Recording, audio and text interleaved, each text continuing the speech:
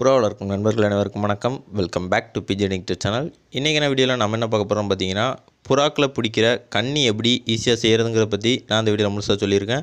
அதுக்கு முன்னாடி நீங்கள் இப்போ தான் நம்ம சேனலை ஃபஸ்ட் டைம் பார்க்குறீங்க அல்லது நம்ம சப்ஸ்கிரைப் பண்ணாமல் பார்த்துருந்தீங்கன்னா கீழே தெரிய ரெட் கலர் சப்ஸ்கிரைப் பட்டனை ப்ரெஸ் பண்ணி பக்கத்தில் வர பெல் ஐக்கனை தட்டி ஆளில் போட்டு வச்சு நீங்களும் நம்ம Pigeon ஃபேமிலி ஒரு மெம்பராக ஜாயின் பண்ணிக்கோங்க.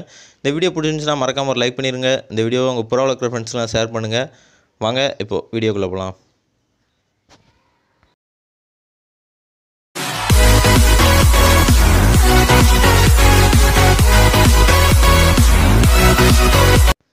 புறா கண்ணி செய்கிறதுக்கு முக்கியமாக தேவைப்படுற ரெண்டு விஷயம் என்னென்னு பார்த்தீங்கன்னா, நரம்பு அப்புறம் ஒரு கயிறு.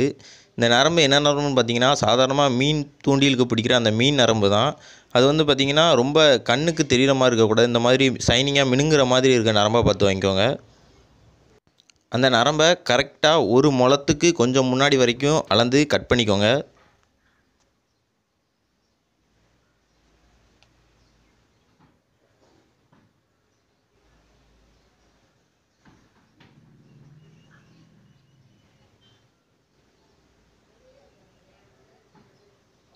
அடுத்து இப்போ நான் வீடியோவில் செய்கிற மாதிரியே செய்யுங்க.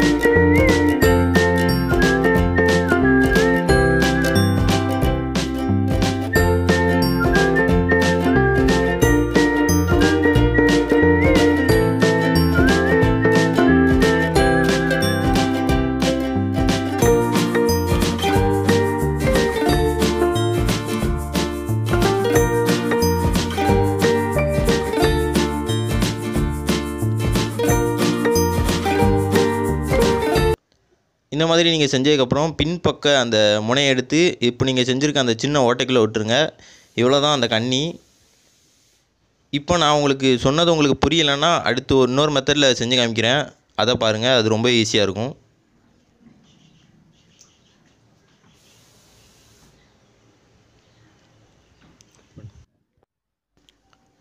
அதே அளவுக்கு நரம்பை கட் பண்ணிக்கோங்க.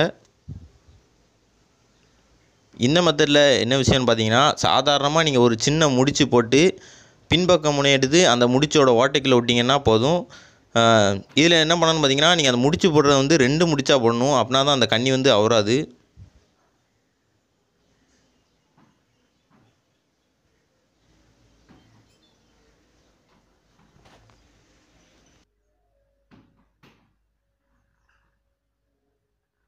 இந்த மாதிரி குறைஞ்சது ஒரு 10க்கு மேலே செஞ்சு வச்சுக்கோங்க.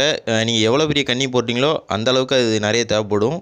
நீங்கள் பெரிய கண்ணி போட்டிங்கன்னா கொஞ்சம் நிறைய புறாங்க மாட்டும். சின்னதாக போட்டிங்கன்னா 1, 2 இந்த மாதிரி மாட்டும்.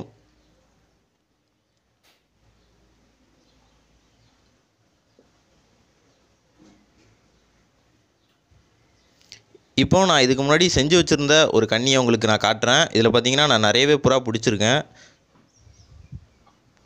இதுதான் நான் செஞ்சுருக்கேன் அந்த கண்ணி. இது பார்த்திங்கன்னா சாதாரணமாக நம்ம கூடுக்கு வாங்குகிற அந்த வலையை எடுத்து அதில் இப்போ நம்ம செஞ்ச வந்து கண்ணியை வந்து நிறைய அப்படியே தொடர்ச்சியாக கட்டி வச்சுருக்கேன். இதில் தான் நம்ம வந்து அந்த புறாங்களெல்லாம் நம்ம பிடிக்கலாம் ஈஸியாக. இதில் எதுக்கு நான் நடுஸில் கயிறு கட்டியிருக்கேன்னு பார்த்தீங்கன்னா, இதை வந்து 2 சைடுமே நம்ம வந்து செங்கல்ல வச்சு கட்டணும். செங்கல் இல்லைனா ஏதாட்டும் வெயிட்டான பொருள். ஏன்னா அந்த புறாங்கள்லாம் மாட்டினதுக்கப்புறம் பறக்கும். அப்போச்சில் வந்து இந்த மாதிரி நீங்கள் சாதாரணமாக வச்சிங்கன்னா அது அதையே தூக்கிட்டு போயிடும். கல் எதாட்டு வச்சிங்கன்னா நீங்கள் வந்து ஈஸியாக அது வந்து பிடிச்சிடலாம்.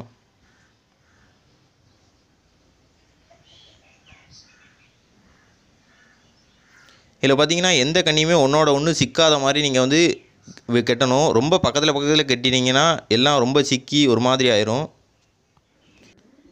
இப்போது நீங்கள் ஒரு இடத்துல எப்படி அந்த கண்ணியை போடணுங்கிறத பற்றி சொல்கிறேன்.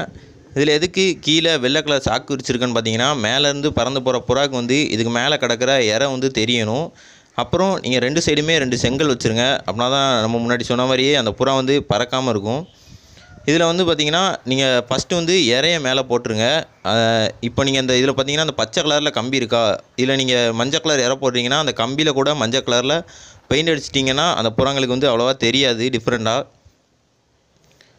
இதில் வந்து நான் அடிக்காமல் வச்சுருக்கேன், நீங்கள் உங்களால் முடிஞ்சால் அடிச்சுக்கோங்க. எரை போட்டு அந்த கண்ணியை வந்து மறைக்கிற மாதிரி அந்த இறையெல்லாம் அப்படி மேலே வச்சுருங்க. அடுத்து என்ன பண்ணணும்னு பார்த்தீங்கன்னா, இப்போ அந்த இறைக்கு கீழே அந்த கண்ணிலாம் மாட்டிகிட்டு இருக்கும், அதெல்லாம் எடுத்து ஒழுங்காக அடுக்கி வைக்கணும்.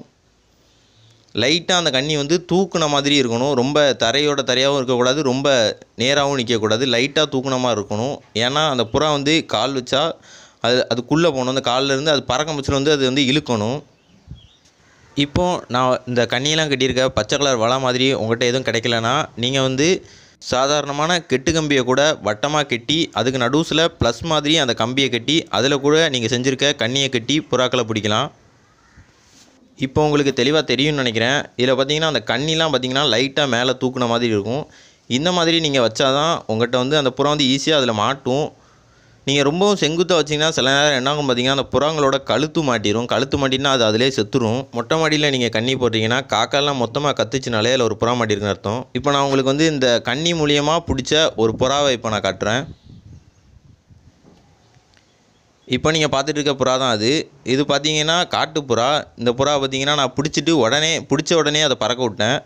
அது பார்த்தீங்கன்னா அது அந்த காட்டு புறாலாம் தங்கியிருக்க அந்த குடோனில் போய் இறங்கிரும். இந்த வீடியோவில் பார்த்தா உங்களுக்கு தெளிவாக தெரியும். கடைசியில் அது இருக்கிற அந்த குடோனில் போய் நின்றும்.